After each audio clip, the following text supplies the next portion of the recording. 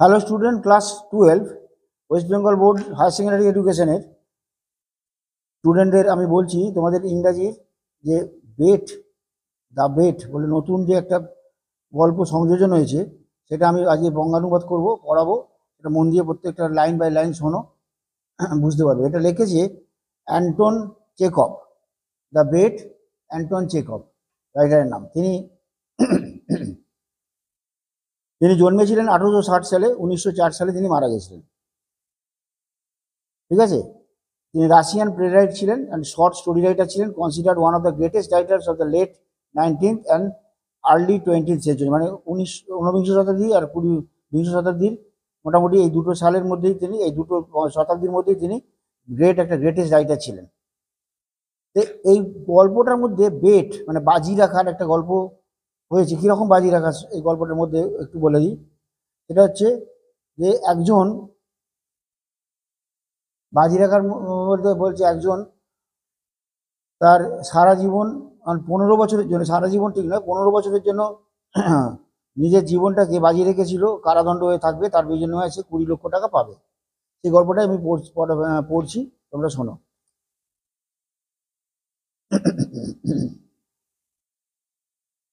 It was a dark autumn night. এটা ছিল একটা অন্ধকারাচ্ছন্ন শরৎকালের রাত্রি। The old banker was walking up and down the study and remembering how 15 years before he has given a party one autumn evening. Old banker, একজন বৃদ্ধ ব্যাংকার, ব্যাংকের মালিক, was walking up and down, উপর নিচে করছিলেন, in his study room, পড়ার ঘরে, হ্যাঁ, ঘোরাফেরা করছিলেন, and remembering এবং মনে করছিলেন how 15 years before, 15 বছর আগে, he had given a party one autumn evening, একদিন শরতের সন্ধ্যেবেলায় তিনি যে পার্টি দিয়েছিলেন তার কথা মনে করছেন।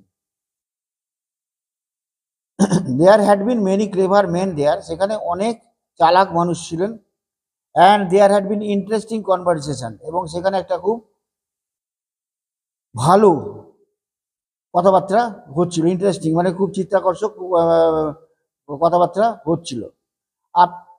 Among other things they had talked a capital punishment, among other thing, অন্যান্য জিনিসের মধ্যে যে ব্যাপারটা আলোচনা হচ্ছিল সেটা হচ্ছে টক অফ ক্যাপিটাল পানিশমেন্ট, মানে মৃত্যুদণ্ড। The majority of the guest among whom who were many journalist and intellectual man disapproved the death penalty. বেশিরভাগ অতিথি অ্যামং হুম হু আর জার্নালিস্ট, যারা সাংবাদিক ছিলেন এবং বুদ্ধিমান লোকেরা ছিলেন, বুদ্ধিদীপ্ত লোকেরা ছিলেন, তারা এটাকে মেনে নেননি, এই ডেথ পেনাল্টিটাকে, মৃত্যুদণ্ডটাকে মেনে নিতে পারেননি। They consider that form of punishment out of death, মানে এই ধরনের মৃত্যু মুখে দণ্ডিত হওয়া যে শাস্তি, ইজ ইমোরাল, অনৈতিক, and unsuitable for Christian state, Christian রাজ্যগুলোর জন্য এটা যথোপযোগ্য নয়। In the opinion of some of them, the death penalty ought to be replaced everywhere by imprisonment for life. তাদের মধ্যে কিছু কিছু লোকের মতামত এটাই ছিল যে মৃত্যুদণ্ডটা রিপ্লেসড হওয়া উচিত, তার জায়গায় ইমপ্রিজনমেন্ট লাইফ, মানে যাবজ্জীবন কারাদণ্ডটা এর থেকে ভালো মৃত্যুদণ্ডের বদলে, এটাই হওয়া উচিত। I do not agree with you, আমি তোমাদের সঙ্গে একমত নই। Said the host, the banker বলল, যে অতিথি সেবা করছেন তিনি, হোস্ট, গেস্টদের যে রেখেছেন তাকে হোস্ট বলে। তিনি বলছেন যে আমি তোমাদের সঙ্গে একমত নই। I have not tried either the death penalty or imprisonment for life. I have not tried, আমার কোনো কিছুই হয়নি, মানে মৃত্যুদণ্ড হয়নি, বা ইমপ্রিজনমেন্ট ফর লাইফ, সারা জীবনের জন্য যে জেলবন্দি বা কারাবন্দি, এটা কখনো হয়নি। বাট ইফ ওয়ান মে জাজ এ প্রায়ার, যদি কেউ অনুমান করে বিচার করতে যায়, the death penalty is more moral, death penalty মানে মৃত্যুদণ্ডটা অনেক নৈতিক হবে, অ্যান্ড মোর হিউম্যান, অনেক মানবিক হবে, দ্যান ইমপ্রিজনমেন্ট ফর লাইফ। কার থেকে বেশি মানবিক হবে না, সারা জীবন কারাবন্দী হওয়ার থেকে মৃত্যুদণ্ড অনেক বেশি মানবিক এবং অনেক বেশি নৈতিক হবে। Capital punishment kills a man at once, মৃত্যুদণ্ড একটা মানুষকে একবারে মেরে ফেলে, but life long imprisonment kills him slowly, কিন্তু সারা জীবনের জন্য কারাবন্দী তাকে ধীরে ধীরে আস্তে আস্তে মেরে ফেলবে। Which executioner is more human, he who kills you in a few minutes or he who drags the life out of you in the course of many years? এবার কোন যে এই শর্তগুলো দিচ্ছে, মানে যে এই প্রসেসটা করবে আর কি, যে কে সেটা হিউম্যান কতটা মানবিক, যে কয়েক মিনিটের মধ্যে একটা লোককে মেরে ফেলবে, না সারা জীবন ধরে অনেক বছর ধরে আস্তে আস্তে তিলে তিলে একটা লোকের জীবন শেষ করবে।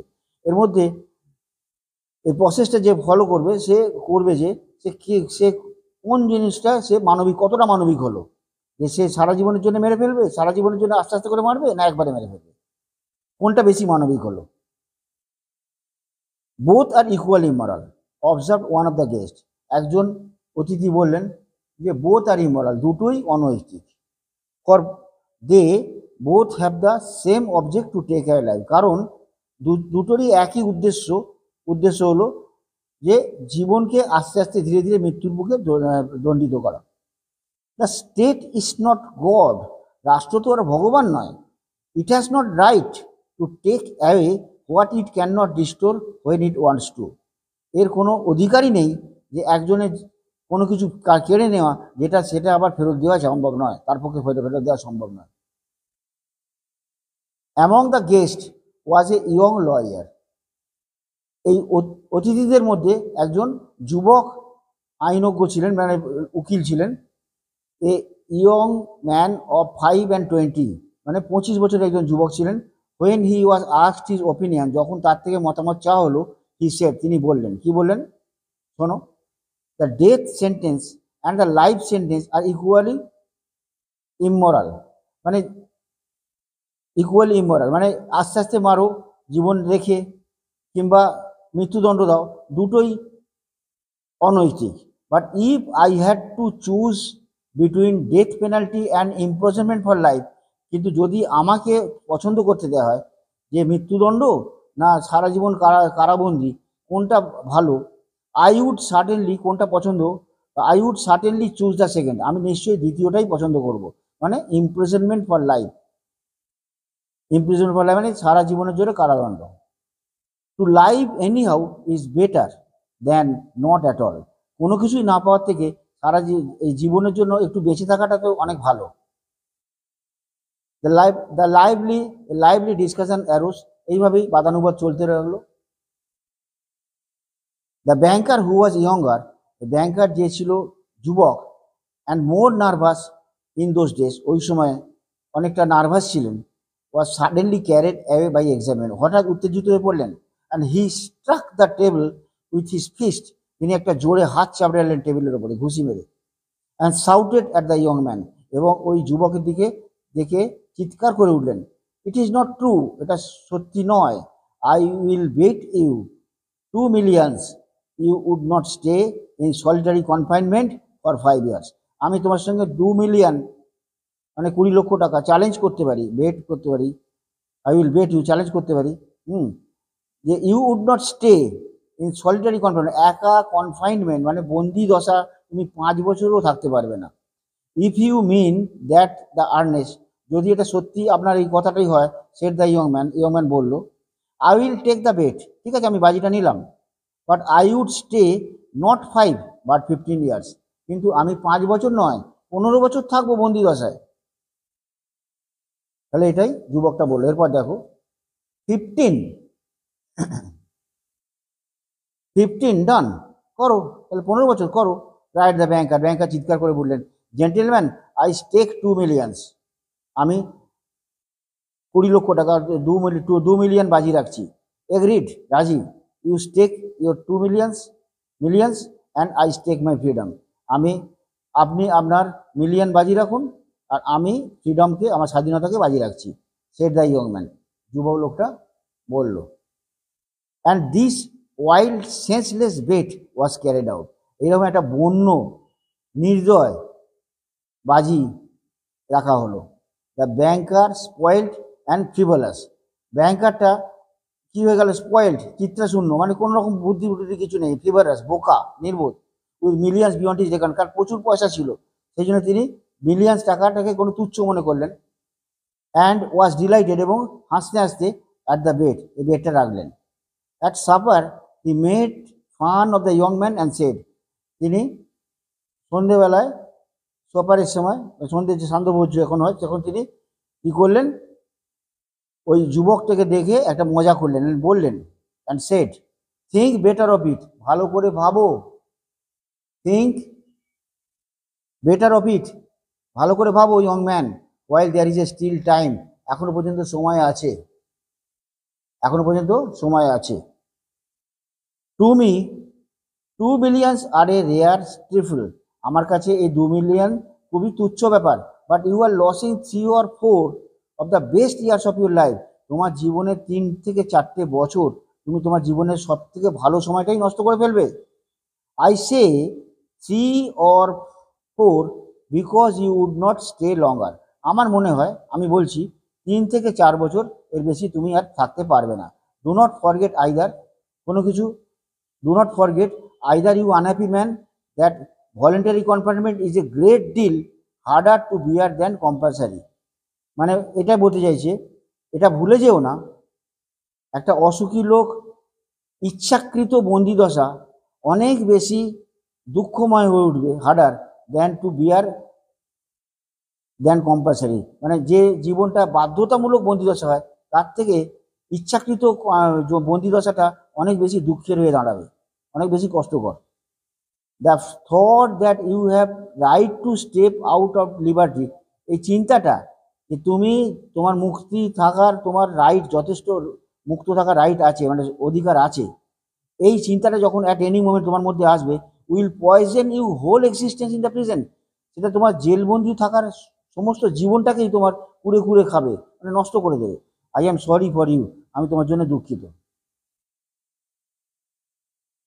And now the banker walking to and fro, এইটা বলে ব্যাংকার ওয়াকিং এদিক ওদিক হাঁটতে লাগলেন। রিমেম্বার অল দিস, এই সব কথা মনে করতে লাগলেন। অ্যান্ড আস্কড হিমসেলফ, নিজের মনে প্রশ্ন করলেন, what was the object of the bet, এই বাজির উদ্দেশ্যটা কি? What is the good of the men's losing 15 years of his life, একটা মানুষ তার জীবনের 15 বছর নষ্ট করে ফেলবে, এর ভালোটা কি আছে? And my throwing away 2 millions, আর আমার 2 মিলিয়ন টাকাটাও নষ্ট হয়ে যাবে, এটা মানেটা কি? Can it prove that death penalty is better or Wars than imprisonment for life, এটা কি প্রমাণ করা যাবে যে মৃত্যুদণ্ড ভালো না খারাপ দ্যান ইমপ্রিজনমেন্ট ফর লাইফ, মানে সারা জীবন কারাবন্দির থেকে মৃত্যুদণ্ড ভালো না খারাপ, এটা কি প্রমাণ করা যাবে? নো নো, না না। It was all nonsensical and meaningless, এটা নির্বোধ আর অর্থহীন একটা ভাবনা। On my part, it was the caprice of a pampered man, একটা আহ্লাদী মানুষের এটা একটা খেয়াল ছাড়া কিছুই নয়। And on his part simple greed for money, বলছে on my part it was a caprice for pampered man, একটা আহ্লাদী, মানে প্রচুর পয়সাওয়ালা লোকে যেরকম হয় আর কি, আহ্লাদী মানে খেয়াল খুশি ছাড়া কিছুই নয়, মানে আমার দিক থেকে। আর অন হিজ পার্ট, তার দিক থেকে কি? সিম্পল গ্রিড ফর মানি, টাকার লোভ, শুধুমাত্র টাকার লোভেই সে এটা করতে চলেছে। ঠিক আছে স্টুডেন্টরা, দেখো আমি ফার্স্ট পার্টটা পড়ালাম এইটুকুর মধ্যে, তোমরা ভালো করে ওয়ার্ড টু ওয়ার্ড মিনিংটা বোঝার চেষ্টা করো। আর ভালো লাগলে অবশ্যই তোমরা লাইক শেয়ার কমেন্ট করবে তোমরা, যদি কিছু অসুবিধা হয় আমি তাহলে আবার তোমাদের এটাকে পড়িয়ে ভালো করে বুঝিয়ে দেবো, কোথায় অসুবিধা হচ্ছে সেটা বলে দেবো। Thank you very much for watching video.